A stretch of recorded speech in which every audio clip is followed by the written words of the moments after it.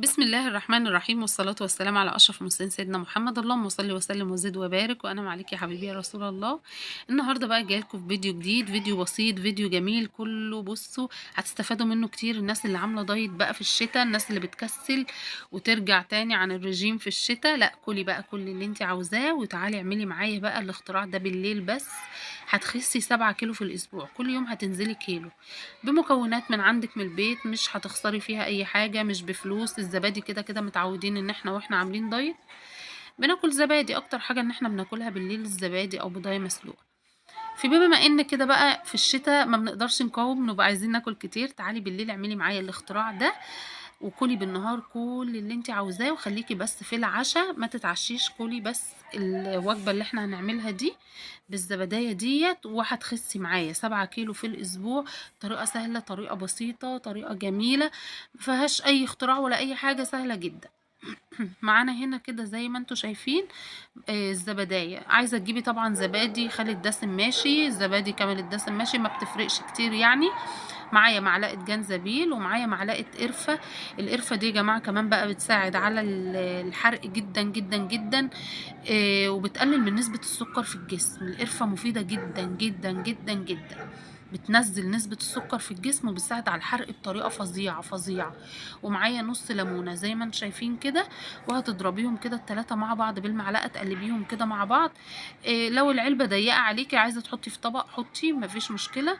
انا عملتهم كده في العلبة بصراحة، كسلت وعملتهم كده في العلبة زي ما هما.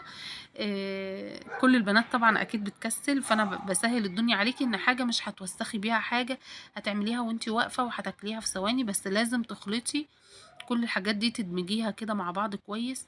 وما تنسيش طبعا الوجبات اللي انت هتاكليها بالنهار، قبل كل وجبة هتاخدي من كوبايتين ل3 كوبايات مية، وعلى مدار اليوم هتاخدي حوالي من 2 لتر ل3 لتر مية. مع الوصفة دي بالليل هتخسي 7 كيلو في الأسبوع، يعني من 2 ل3 لتر مية في اليوم. والزبدية دي بالليل بالوصفة ديت كده هتخسي 7 كيلو في الأسبوع. وطول النهار بقى كل اللي انت عايزاه، وجبتك في الفطار زي ما انت عايزة، مش لازم الأكل بتاع الرجيم. وجبتك برضو في الغدا زي ما انت عايزة، مش لازم بتاع الوجبة بتاعة الرجيم. بس اهم حاجة ما تتعشيش، وتاخدي بس الزبداية بالوصفة اللي انا عاملاها لكم دي. بصوا هتدعولي، هتعملوا الوصفة دي هتاكلوها كده وهتخسوا بعد كده 7 كيلو في الاسبوع، وهتدعولي. ان شاء الله هجيب لكم برضو وصفات تانية تكون برضو متجربة. يعني انا لما بنزل بوصفة ما بنزلش بقى لما بتكون متجربة. بالنسبة بقى للناس اللي مش هتطيق الطعم، لان الجنزبيل شوية بيبقى فيه حروقية كده والليمون طبعا بيبقى مزز، والزبادي طبعا زبادي مش فواكه ولا اي حاجه، فبتبقى مززه. لو تقدري ما تحطيش النص معلقه عسل نحل وتاكليها كده يكون احسن. ما قدرتيش ان انت تاكليها كده، هتحطي عليها نص معلقه عسل نحل مع كل الخليط اللي احنا عاملينه ده، بس هتزودي نص معلقه عسل نحل عشان في ناس ما بتطقش تاكل الحاجه وهي مره، وكمان الجنزبيل بيبقى حراق شويه. فلو مش هتطيقي زي ما بقولك كده، عليهم نص معلقة عسل نحل. يلا جربوا الوصفة بسرعة، وما تنسوش اللي يجرب الوصفة بعد اسبوع يخش يقولي خاسة قد ايه، ويخش يقولي الوصفة كويسة ولا لا، وجابت معاه نتيجة ولا لا. دي بتزود من الحرق جدا جدا يا جماعة، بتخلي جسمك يحرق بطريقة فظيعة فظيعة.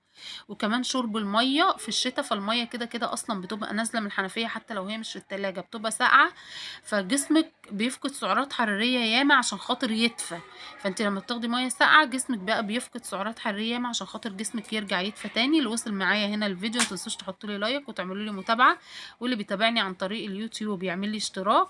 وكده بيكون خلص الفيديو بتاعنا، اسيبكم بقى في رعايه الله وحفظه، مع السلامه.